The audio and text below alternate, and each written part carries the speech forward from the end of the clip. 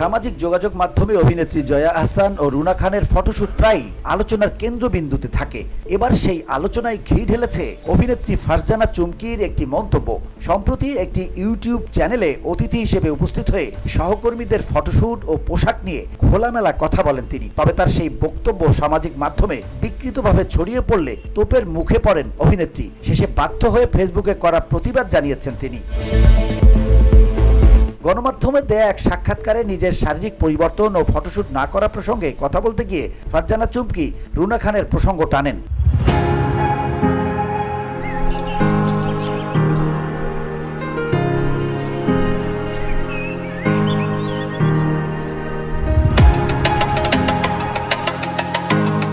তিনি বলেন, রুনা খানের বিষয়টি আলাদা। উনি খুব ডেডিকেটেড ছিলেন। ওনার লক্ষ্যই ছিল ওজন কমানো, নিজেকে ফিট করা এবং ফটোশুট করা। আমার মধ্যে সেই রকম চেষ্টা ছিল না। রুনা খানকে নিয়ে তিনি আরো বলেন, আমি রুনা খানের উপর ঈর্ষান্বিত নই, তবে কিছু ছবি দেখলে মনে হয় এগুলো না করলেও পারতেন। আমি ওনার অভিনয়ের বড় ভক্ত।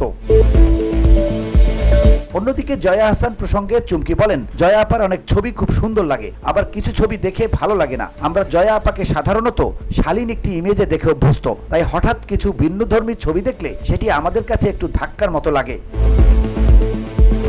সামাজিক মাধ্যমে তোলপাড় ও বিকৃত প্রচার চুমকির এই সাক্ষাৎকারের ভিডিও প্রকাশ্যে আসার পর সামাজিক মাধ্যমে মিশ্র প্রতিক্রিয়ার সৃষ্টি হয়। তবে বিপত্তি বাধে যখন তার বক্তব্যকে অতি রঞ্জিত করে প্রচার করা হয়। বিভিন্ন পেজ ও গ্রুপে ছড়িয়ে পড়ে যে চুমকি বলেছেন জয়া আহসান আর রুনা খানকে নিয়ে ফারজানা চুমকি বললেন, এই আপুরা এই বয়সে এগুলো কেন করেন বুঝি না।